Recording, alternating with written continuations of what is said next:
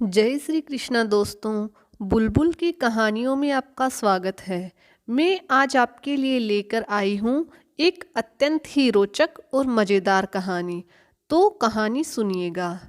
अचानक किसी ने जोर से दरवाज़ा खटखटाया तो अशोक जी बोले, इतने जोर से कोई दरवाज़ा खटखटाता है क्या? आज इस लड़के को छोड़ूंगा नहीं, ऐसे तो मुझे बीपी हाई हो जाएगी। इसकी बदमाशी तो बढ़ती ही जा रही है और तुम कुछ भी नहीं कहती हो। अशोक जी अपनी पत्नी रीना से कहते हैं। रीना बोली, एक बार पूछ कर तो देख लें कि आखिर दरवाजे पर है कौन। हो सकता है मम्मी जी होंगी। तो कितनी बार आपको बोला है कि मम्मी जी की उम्र हो चली है, अब किसी भी वक्त आवाज़ लगा सकती है। दरवाज़ा बंद मत किया कीजिए। पर आप मेरी सुनते ही कहाँ हैं?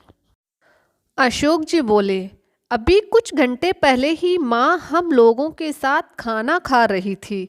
घंटे भर में माँ को क्या हो गया जो दरवाजे को खटखटाने लगी? यह सब तुम्हारे लाडले की शैतानी है और मैं उसे नहीं छोड़ूंगा।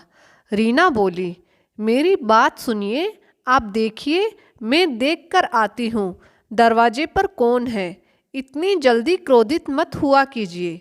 इंसान रात में शांति से सोता है, परंतु आपके दिमाग में हर समय तूफान ही चलता है।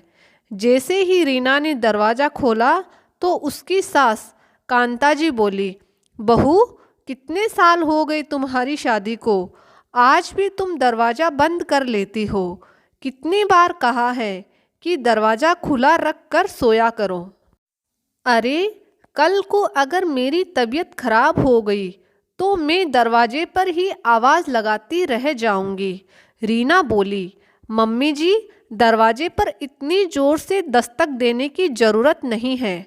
आवाज़ लगा दीजिए और दरवाज़ा तो खुला ही रहता है। एक बार आप आवाज़ लगाकर तो देखती, हमें सब सुनाई देता है। उधर से अशोक आया और बोला, अरे माँ, तुम हो? मैं तो समझा कि वह तुम्हारा लाडला है। क्या बात हुई जो इतनी जोर से दरवाज़ा पीटने लगी? कांता जी बोली, बेटा, लगता है मैंने अपनी बीपी की दवाई नहीं ली थी, इसलिए बहू से पूछ लूं कि शायद उसे याद हो। पर यह तो दरवाज़ा बंद करके सोती है।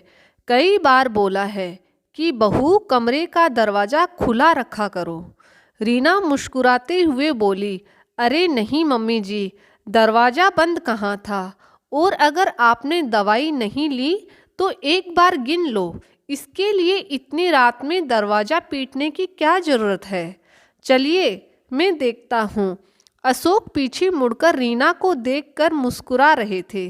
रीना उन्हें आंखें दिखा रही थी, क्योंकि वह कई बार बोल चुकी थी, सासू माँ की उम्र हो चली है, दरवाज़ा बंद मत किया करो।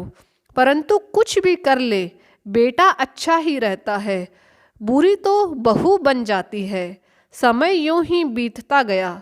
कुछ वक्त बाद रीना की माँ किसी काम से उसके शहर आई थी, तो बेटी से मिलने उसके घर आ गई। रीना अशोक जी से बोली, माँ कुछ दिन रुकेगी क्या? हम दोनों एक कमरे में एक साथ होना अच्छा रहेगा।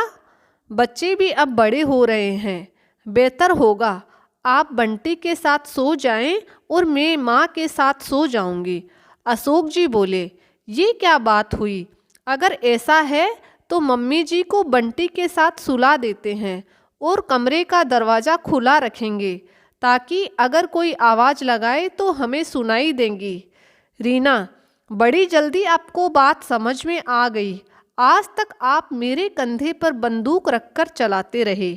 आपकी माँ को तो यही लगता है कि कमरे का दरवाज़ा मैं बंद करती हूँ।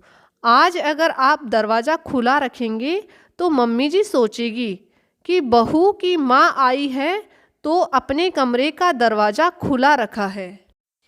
अशोक जी हंसकर बोले, तो सास बहू की कहानी बहुत पुरानी है। तुम जितना भी करो, फिर भी माँ अगर तुमसे कुछ बोले नहीं तो उनका खाना कैसे पचेगा? एक औरत माँ और सास के लिए मन और कमरे का दरवाज़ा खुला ही रहता है। हाँ, एक दूसरे को पहचानने में थोड़ी देर जरूर हो जाती है। रात का खाना खाने के बाद जब दोनों समधन आपस में बात कर रही थी तो रीना जाकर बोली, मम्मी जी, हमारे कमरे का दरवाज़ा खुला ही है। कांता जी ने अपनी बहू को बड़े गौर से देखा।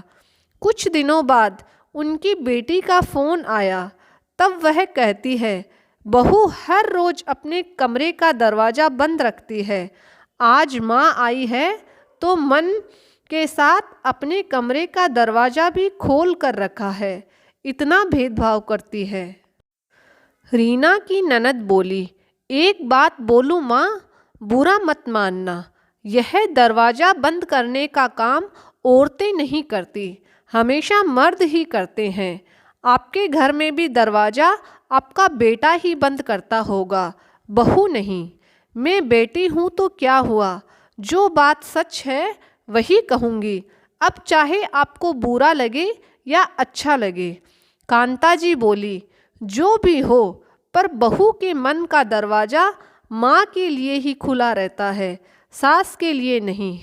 रीना की ननद बोली, माँ, क्या आपने अपने मन का दरवाज़ा भाभी के लिए खोल रखा है? यह सवाल आप खुद से पूछ लीजिए, आपको जवाब मिल जाएगा।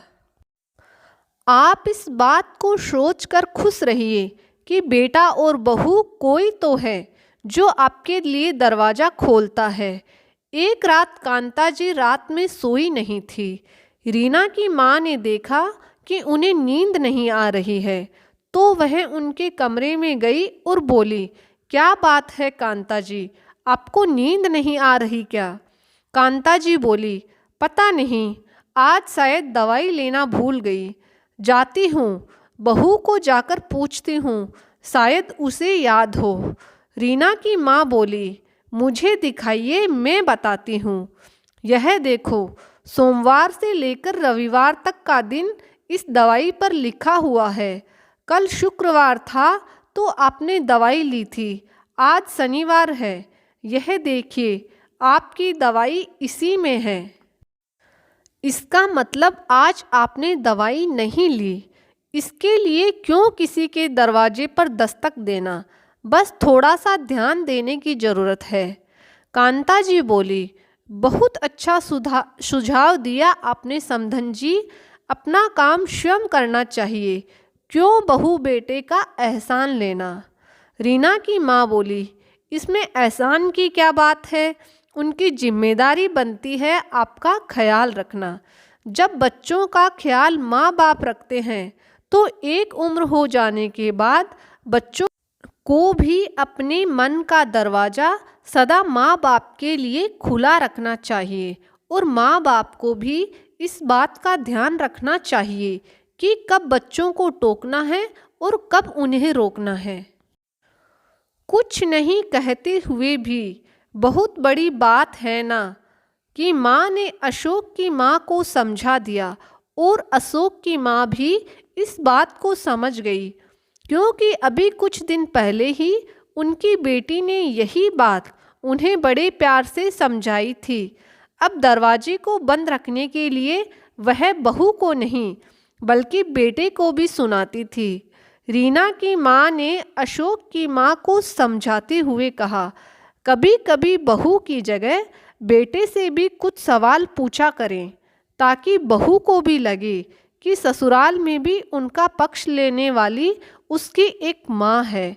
तो दोस्तों, कैसी लगी आपको आज की कहानी? अगर पसंद आई तो चैनल को सब्सक्राइब ज़रूर करिएगा। मैं ऐसी ही कहानियाँ आपके लिए और लेकर आती रहूँगी। जय श्री कृष्णा।